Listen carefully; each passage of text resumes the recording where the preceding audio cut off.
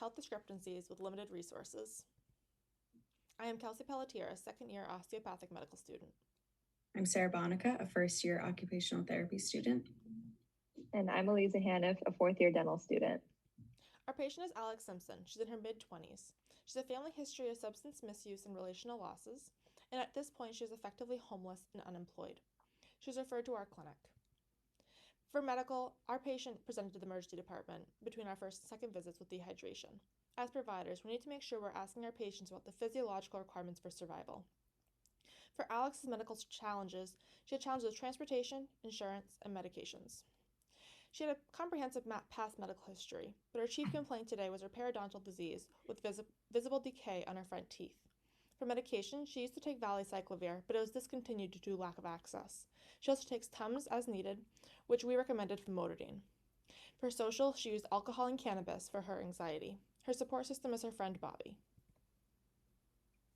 So the patient's chief complaint was that her teeth hurt everywhere and she doesn't like the dark spots on her teeth.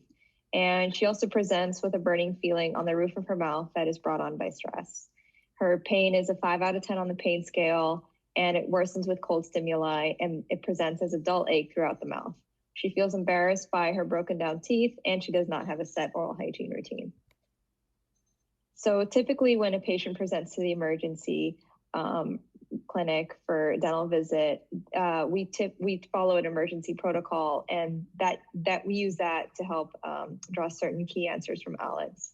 Unfortunately, we can't make a definitive diagnosis without x-rays, probing depths, and endo testing. However, we were able to ask open-ended questions to help gather more information, and we were able to connect with her on not only a provider level, but a patient personal level as well. Understanding that not everyone has access to correct materials, it was important for us to tailor a maintenance plan for Alex, and this was fundamental to keeping her trust and improve her oral health.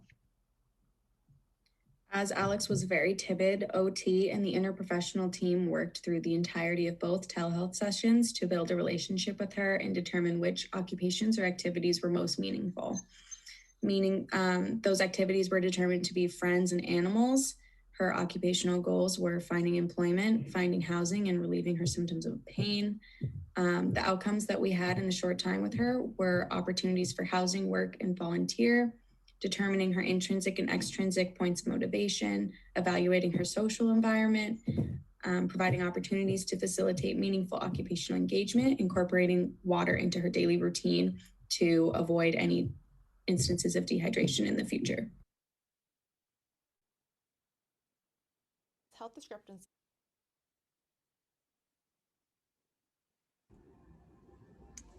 All right, hi everybody. Can everybody hear me? Was everyone able to hear that okay? Okay, great. So that was our first IPTE team, and we invite you all to drop any or speak any questions or comments you have about that presentation, because we have our presenters with us here. I have a question. This is Sarah Garber from Rosalind Franklin. And my question really has to do with telehealth. And how do you feel the telehealth environment affected this particular simulation? Did it go well? Was it better? Was it worse? I can go for that one. So telehealth definitely made it challenging. As a DO student, you want to be able to talk to your patients and see your patients and assess your patients. So one of the complaints was neck pain, and neck pain can be a wide variety of things. And without being able to assess my patient adequately, it was very difficult to determine if that was a cause. And what the cause was. Was it related to her mouth? Was it related to an infection? Was it some kind of trauma? Was it a somatic dysfunction? So that was very difficult in that regard. I think as a group that we did a very good job with being a full relationship with our patient and informing that relationship. We were able to get information out of Alex that otherwise maybe even in person wouldn't have gotten out of her. So. Yeah, I just wanted to add to Kelsey's point that it was a great experience for me because in dentistry, I think that telehealth is kind of a new thing that's going on, and especially when the pandemic hit, a lot of the schools started adopting that mode. But again, I couldn't really gather as much diagnostic information as I would have otherwise without, gathering x-rays and clinically examining her, since this was a heavily dental case. But at the same time, it was great. And it kind of puts things into perspective as far as the interprofessional or the importance of interhuman touch, putting your hand on somebody's shoulder, or just that human kind of way of patient-provider interaction, things like that. I'll go off of what both of them have just said, because I agree completely with Eliza and Kelsey, because it was really hard to form that relationship with her. She was a very timid individual, so it was hard. But also on the other hand, we got to see things like her home environment and stuff like that, which we might not have been able to see had she come into the clinic. So that was an interesting point of view as well. Those are really, really good points. How do you think it was for her? Do you think because she was so timid, it might have been easier or harder for her? I think maybe, so in the first session, her camera was down on her face, but when we told her that, it was an accident. So we didn't know. So I think that maybe made it easier for her because she didn't have to find transportation because, like we said, she was homeless and staying at a friend's house. So I think that probably brought her ears down. But the actual technological aspect did get her there where she didn't even realize her camera was hard to engage that. All right, I'm going to thank you so much for sharing that all. You probably all saw the broadcast message. We're all about to go into the next presentation. So you are all welcome to stay on here, or if you wanted to visit someone else on a different track, you're more than welcome to do that as well. And we'll see you back here in a little bit. Thank you.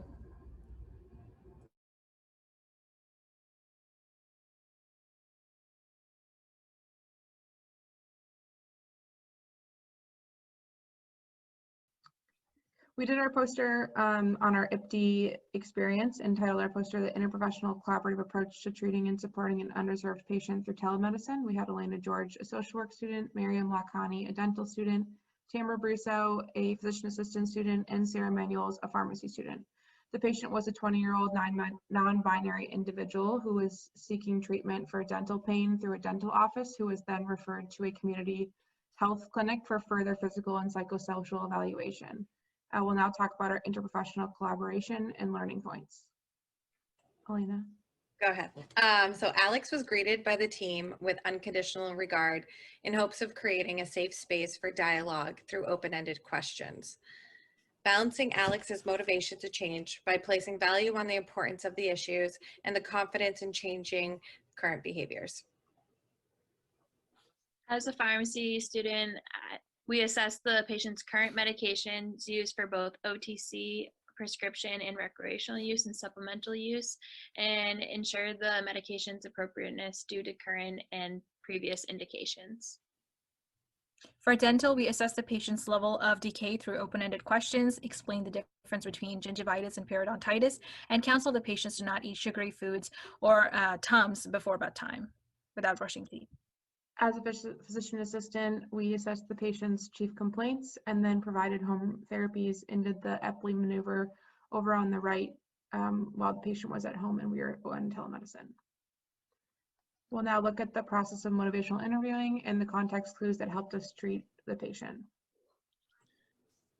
As pharmacy, I picked up on the context clue of a lot of stress that revolved around the cost of the medication, so it allowed me to see that the patient was struggling with insurance coverage, which allowed me to guide the patient in how to enroll for Medicare and Medicaid.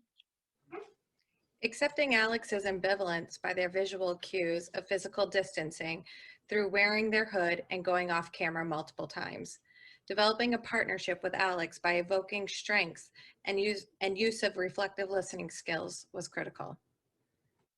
Alex was drinking a beer during the second encounter despite their pain, GI upset, and vertigo, which prompted questions about alcohol and substance abuse. The Patient had a lack of access to dental care, so strategies were discussed to make it easier for the patient to brush and floss twice a day or as regularly as possible. And relationships were basically discussed between sugary and acidic food at night that the patient consumed. Lastly, we just want to go ahead and thank both Dr. Danielle Candelario and Dr. Nancy Jo Ross for guiding us through the process of practicing interprofessional medicine. These tools that were provided in this process will allow us to build both professional and personal skills to allow us to be successful healthcare professionals in the future. All right, thank you, Integrated Access Allies. Does anyone have any questions, or would anyone like to share? Or any of the team members want to introduce themselves? I think it's just two of us here, but I'm Tamara, the PA student. Hi, I'm Miriam. I'm the dental student. Great. How did you guys like working with each other over telemedicine? How did that work? I think it went really well. Oh, go ahead, Miriam. No, go ahead. I think it went really well. Definitely learned a lot of things. I mean, from a PA perspective, I think first of all, learning what Miriam does in her dental clinic, but then also what our social work and OT students were doing was really, really helpful. Also being able to talk to our pharmacy student was just like overall useful in terms of figuring out questions with like insurance. I think the experience was fantastic. I think, again, it was a emphasis that providing patient-centered care, not just specific to your discipline, but what the patient needs and all aspects to provide. To be able to provide that holistic care definitely requires collaboration with other profession, and knowing how to do that efficiently is very important. So I'm just very grateful that we were able to have that experience to sort of practice that beforehand. Do you think it made it easier for the patient in this scenario? I think it was great that the patient had, access to people that have different strengths. Like I know that our patient in particular said that they got a lot out of not only having like medical and dental, but the resources from the social worker and the OT student right there. Also, our patient didn't really know what their options were in terms of healthcare, considering they were homeless. And so the pharmacy student was really good, like able to have a long conversation about what health insurance options were available to them. I think it was also really important because since this case was very dentally involved, and I think the team before us talked about how there was, lack of access to the current radiographs. So there was no real way for us to be able to assess, caries or things like that. But just the patient came in with, such a lack of understanding that, okay, what is going on? Why is my mouth hurting? And then there are all these other things that are happening. What can I do to make sense of it? Like, where do I need to start? And I think that's essentially the issue, that, laying down the steps for them, that this is what you can do this week. Maybe this is what we're going to tackle next week. So having that plan laid out, the patient really appreciated that. And then dentally speaking, having the understanding that, okay, if my gums are bleeding, what possibly could be causing that? If my cusp fractured, which, any part of the tooth, what could be causing that? So earlier in the video, when we talked about, assessing the patient's dental level of decay through open-ended questions, was just to help them understand, what's going on and what are some of the different diagnoses that we are considering based on what the patient presented to us with. But having that additional information, definitely the updated radiographs would have helped for sure. But nonetheless, I think the patient appreciated having a plan laid out for them. I do think it was very helpful, since not all of us were in every encounter.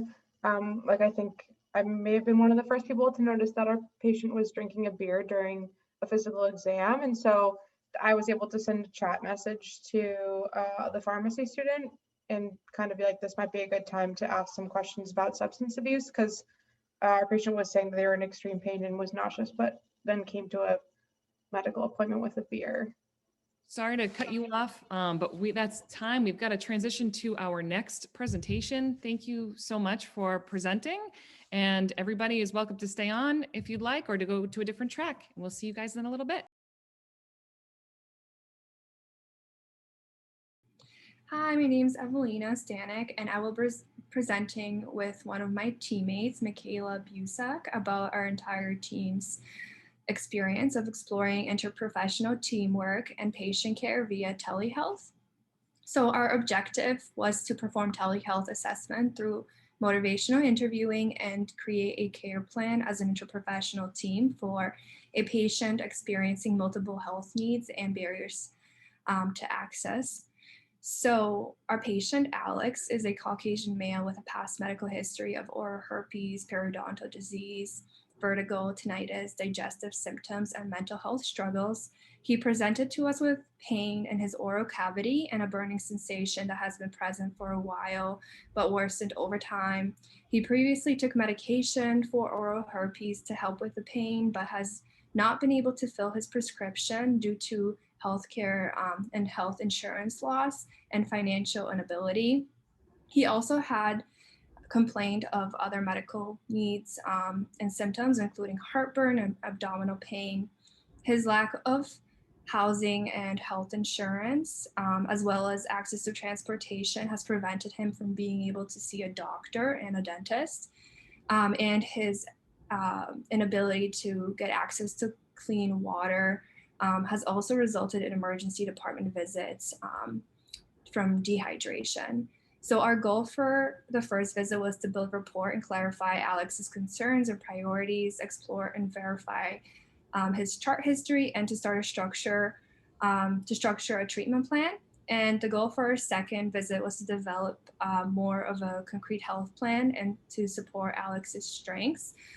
We also tried to explore some ways to use his friend, Bobby, as support to help Alex. Based on Alex's own reports of his priorities, we identified two major areas of need. First, his oral and dental health was an urgent need, and second, he needed to have some support in place to be able to follow through on appointments and care.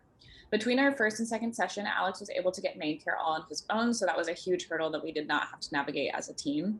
Once he had insurance, we were able to easily refer him to the UNE Oral Health Center to get his dental needs taken care of, and we also referred Alex to the Portland Community Free Clinic based on its proximity to Preble Street, where he already went frequently, to establish care with a PCP, and he was enthusiastic about both those options. His friend Bobby was also excited about providing transportation and supporting Alex to make it to his appointments. And finally, Alex stated that he would be able to think more about employment and housing once he was in less pain, as his pain was kind of dominating his life at that point. As an interprofessional team, we learned a lot through this process. The telehealth environment was new to us, but was actually really beneficial as we were able to have multiple providers meet with Alex all at one time, and he was able to have pretty easy access to an appointment when he wouldn't have been able to necessarily get to an appointment. We learned a lot about the patient-provider relationship, building rapport, and really listening to Alex's story and his own priorities and needs rather than just the referral, as they were fairly different. We worked a lot on our interprofessional collaboration and learned a lot about when to step up and advocate for our own profession, and also when to step back and realize that what was needed was not necessarily within our own scope of practice, as well as when to refer to other providers. And finally, the actors that played Alex and Bobby both gave us some really excellent feedback about the way that we interacted with them and how we can improve that we will all be taking into our future practice. Finally, we just want to acknowledge our faculty mentors who were such wonderful supports, as well as our student facilitator and the other member of our team who was unable to join us tonight. Thank you for listening to our presentation about our Interprofessional Team Immersion experience. All right, that was the IPTE team Optimistic Otters. Thank you for your presentation. And we'd like to open up the floor to see if anybody has any questions for them. I have a question for you, as always. What did the actors pick up? What were they suggesting? I think one of the big things that came out of the feedback from the actors was use of jargon, which is something I think we all learn about in our programs, like don't use jargon with clients, but it was really helpful to hear about words that we don't necessarily think of as being jargon, just like medical terms. This came up a couple times just with dentistry terms that I think like us in the healthcare profession, we were like totally comfortable with, but just like raised a little bit of a flag for our actors. And then also there was some feedback around just wanting to know a little bit more of what our plan was, which I think was hard because as students in the IPTE program, we didn't necessarily know exactly what our plan was at that time, but just a little bit more communication around like, this is what we're going to be doing today. This is what we're trying to get to, stuff like that. Michaela. Yeah, well said, Michaela. I was just going to add to that a couple of examples of the jargon that our patient was uncomfortable with was radiograph and PCP. He didn't know what PCP meant. So when we said, let's find you one, he said, what was that? What is that? Just for everyone's reference. What was maybe one thing that you really liked about doing it in a telehealth platform and one thing you really didn't like? I mean, I think in this situation, one thing that was good about it was that like one of Alex's main barriers was transportation. So knowing that we were able to see Alex because of the telehealth platform was a huge positive. And for me personally, I found that the figuring out the dynamics of the interprofessional and like interpersonal workings was more challenging via Zoom. Like we got there, but it took longer than it would have to get in a flow than I think it would have if we had been in person. Thank you. What was, maybe length of time answers this question, but what was, like if you were to do this again, how would you get in that flow differently or faster within the telehealth context? And maybe there's nothing you could have done. I was just curious.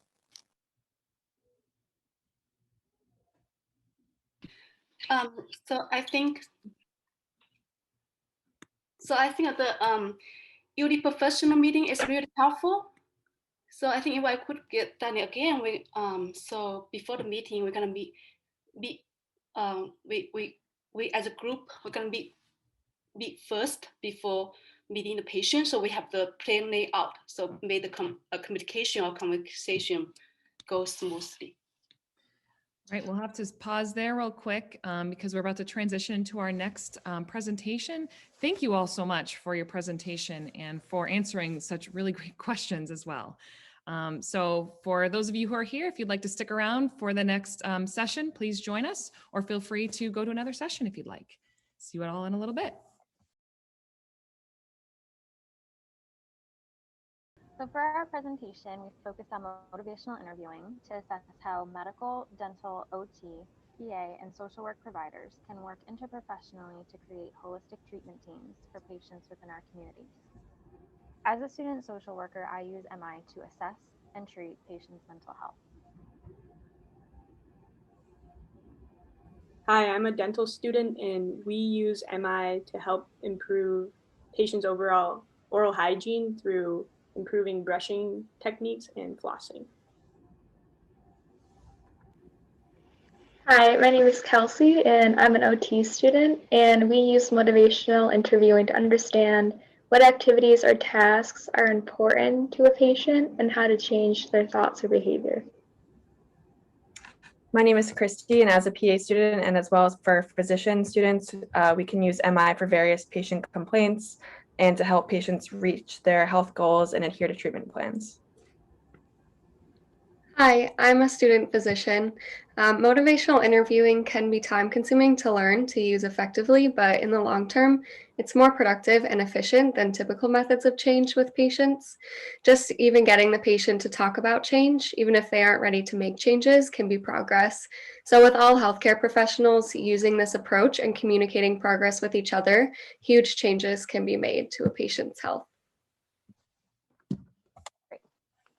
So for our presentation, All right, thank you so much for that great presentation. And once again, we'd like to open up the floor to see if anybody has any questions for this team. I know motivational interviewing is a very fascinating topic, at least for me.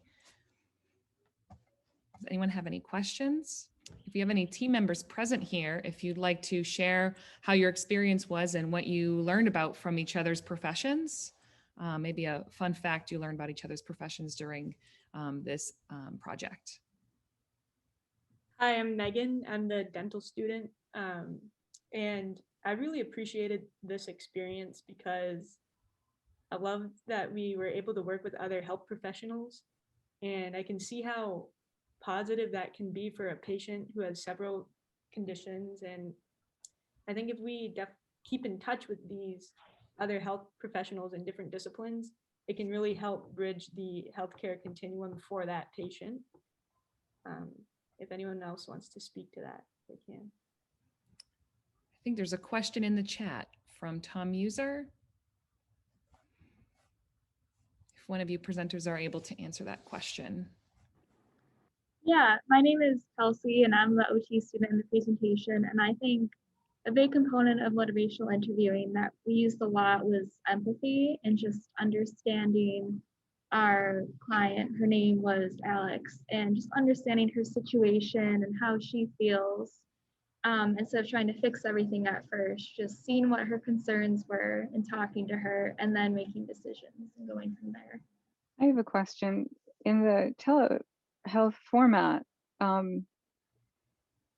was it establishing a relationship so that you could ask these open-ended questions and make your motivational interviewing technique work?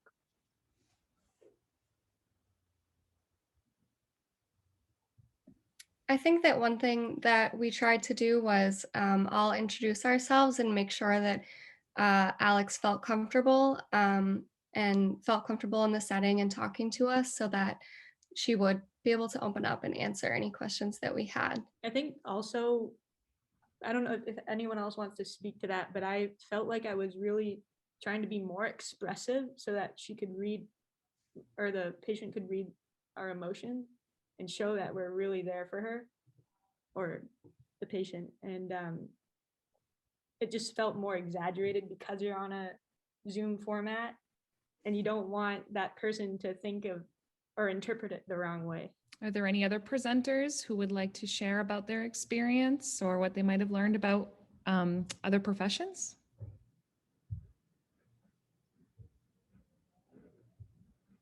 Can I ask a question, Michelle? Absolutely. So I'm just curious. I might have missed this because I came in a little bit late. I got kicked off. I'm just curious. What was it like dealing with difficult subjects with this patient through telehealth? Because I know Alex has a lot of significant issues to deal with, and I just wonder what it was like managing some of those difficult conversations with them. Well, from what I remember, it's been a while. I think regurgitating what the patient said really helps us to communicate and understand the patient better. And if that was correctly interpreted, then we could move on in terms of navigating her issues and making sure the patient feels acknowledged too is really important. If anyone else wants to speak to that, they can. I think what I was asking is, what was it like for you as a practitioner to have those difficult conversations?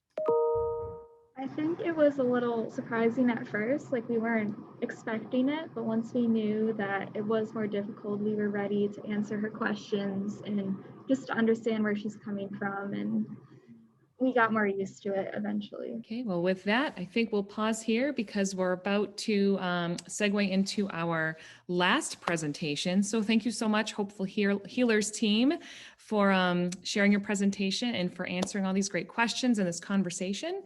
So stay on if you'd like. As you could see from the broadcast message that was just sent out, you can stay on or you can navigate to another room if you wish. And we'll see you back in a little bit. Thank you again so much. We are Team 6, and this is our project on technical difficulties associated with interprofessional healthcare through telehealth medicine. Telehealth is becoming the norm in some practices due to the current COVID-19 pandemic.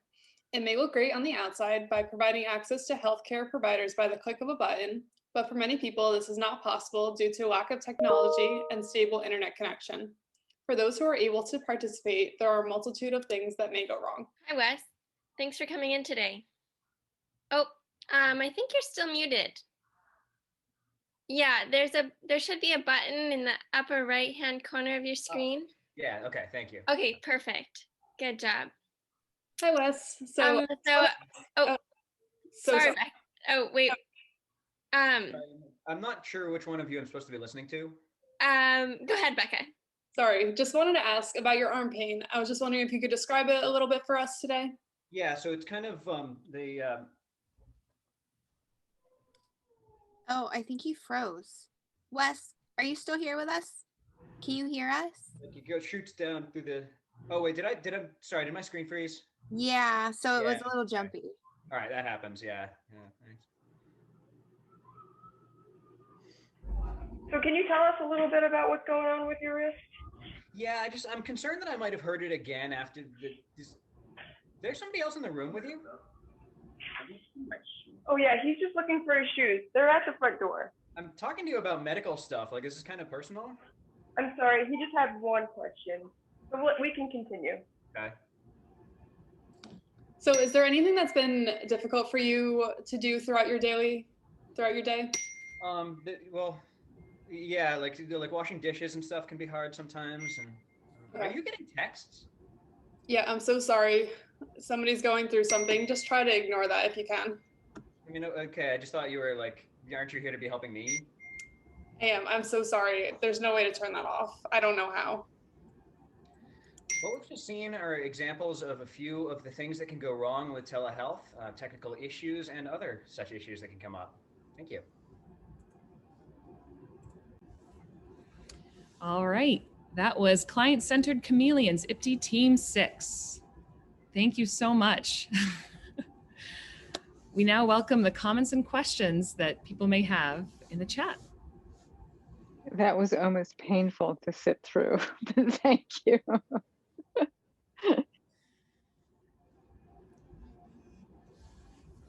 What was the big takeaway with that presentation? Would any of the team presenters like to share how it was putting that together and their thought process while they were going through it? I have a question. Sure. Okay. So I thought it was very creative as well. And I'm wondering if any of you have actually experienced that as a provider or as a recipient in telehealth and how it felt to you. I guess I'll speak first. So I know in our interprofessional team immersion experience with our client in the first couple of rounds, I think it was a little we needed some practice with our telehealth. So we did experience like talking over each other, not quite as many as the difficulties that we showed in this video. But I guess the highlight, we just wanted to show everything that could go wrong, even though we hope that none of these things may happen in everyone's telehealth experiences. I can say I think it's more in the sense like a lot of people do like talk about how great telehealth is and how great like all the good things that can come out of it, but a lot of people kind of just oversee all the things that could possibly go wrong. So we just kind of wanted to present to everybody, be like, oh, like this could happen, or like somebody could walk into the room and it's really not like a very like private area, but you need to make sure that you let your patients know that it's like, this is a private area, you are safe to talk about whatever you need to talk about and all that kind of stuff. So Marissa, what did you learn about other professions on your team? Well, me and Becca actually worked a lot together, and she's nursing, and it was kind of cool to see how much they overlap. I'm in the PA program, so it was kind of like she would help me a little bit in this sense, and then like we'd kind of go back and forth off of each other, but it kind of like we were kind of parallel with each other the whole time. So it was pretty cool to see how much of that overlaps. We do have some comments in the chat. Many people are saying that yes, technology is not always on your side. That is for sure. How about Rebecca? How was your experience working on this project with, what did you learn from other professions? I think I'll definitely agree with what Marissa was saying, like since we worked most together throughout the case, but I would say I learned the most about social work. Wes really shed a light on like all the different aspects of social work that I really didn't know at this stage of my nursing. But it was really awesome to hear from him and see what he brought to the team experience. So if you wanted to give people a heads up about telehealth, you have an excellent example of all the things that could go wrong. Are there things that are beneficial about it that you would also talk about and recommend? I think part of that depends on the department that you're in or the field that you're working in. You know, we did have a few of those discussions as we're kind of getting started. And I know for me working in social work, some of the, you know, because it's largely conversational based. And so telehealth, I think, can work a lot better than it can for some of the other, practitioners that were in the group. So I think that there are definitely some things you can kind of plan for and prepare for. Like I have had the freezing screen thing happen a number of times with clients. And so I try to just remember the first time I'm meeting with somebody to kind of say, if I freeze or if you can't hear me, just like point to your ears, I'll see that, and, we'll eventually come around. And so there's some of those things, but I do think it's very different depending on what field we're in. I'm curious to know, for those of you who are watching this, how long did it take for you all to realize that this was scripted?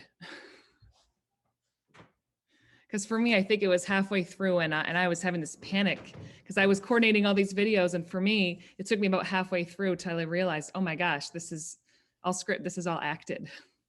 I'm with you. And at that point, I started smiling and really realizing how good it was. But it was painful the first the first half of it. Absolutely. Absolutely. Well, any closing thoughts? We have a little less than 30 seconds to go before we're all back into the main room, where we welcome you to stay on for a couple extra minutes and some recognition. But if anyone has any closing thoughts, please share. I think it was great listening to everything. It was wonderful. Really good stuff. Great teamwork, it looks like. Yes. And communication too. Absolutely.